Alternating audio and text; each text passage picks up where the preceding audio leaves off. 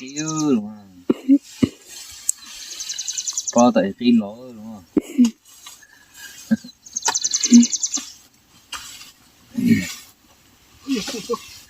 Quá liêu.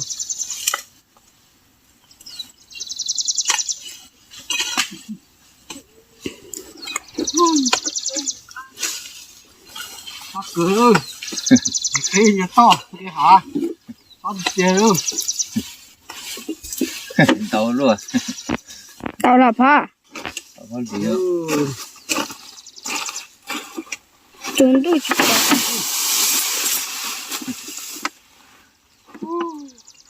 Có thể hỏi cho con từ. Tao là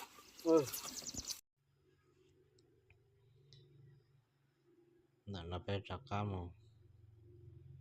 Equipo ti.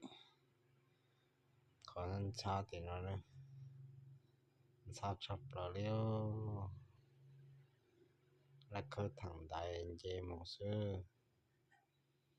Thôi đã cá lò mà. Mà ba lô chập là nè. Gây chít tàu đi. Sáng nè chập là liêu. Chứ cứ là chỉ tao nói chỉ là cứ cái tên cha nó. Sai bé mùa nó bị bụt bể nó về pan cha nó cha một bao giờ thì mà nhô cứng cầu này ta tại em được cái một số kỳ thi ở thế này là số tôi khi cứng cầu liêu tan cha chỉ mà bôi chua nó làm gì đó khi đi tới khi mà để cơ thì tới khi ấy là một bao giờ thì một lúa thì mình nhô cứng cầu đấy chụp phong chụp yên sinh ra Ừ. Từ.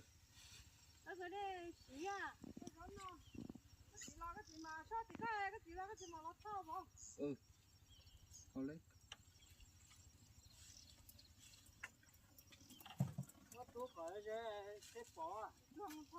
Ừ.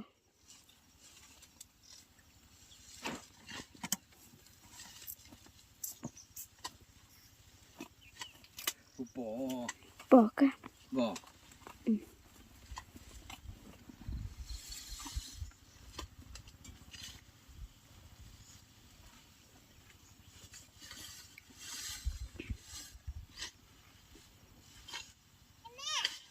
Hú.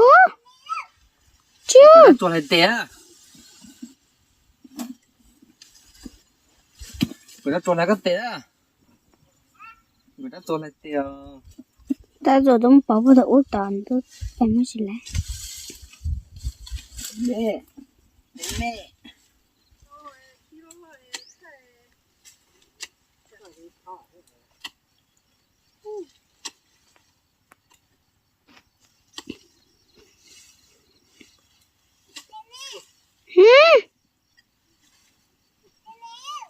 Achoo.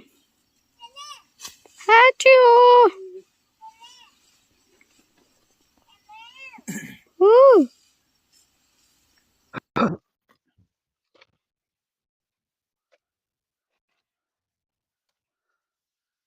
lê nhà là chế sắt ống tàu à bố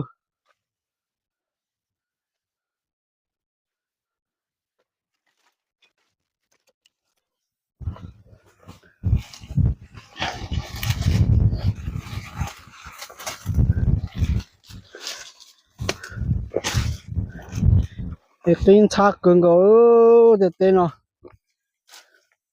chắc thôi rồi cái mà mất chơi thật tà đấy cái cơ thằng đại đó mà đi em cái lo xí chuyện to rồi nó mà trên to sắp rồi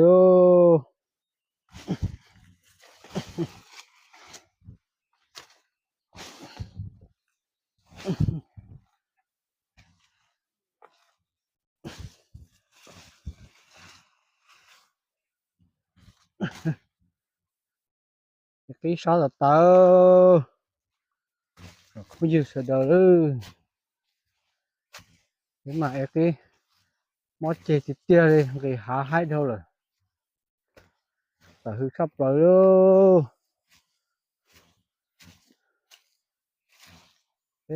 ê tới bơi lỏng nó rồi cho lâu phải nó hết nè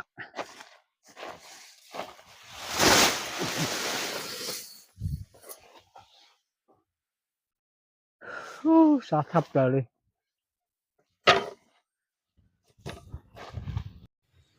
รับฟังตัวเองเฉยๆเลยโอเคชอบชอบปลาเลยในฉันได้เลยที่ต้องใช้ที่ต้องปอลเจวันนี้ต้องเทปูเทียเนี่ยเราเชียปูกดติดตามปูรู้ที่นะไปโอเตมาคือชอบปลาเลยคือเราจะต้องนอเจ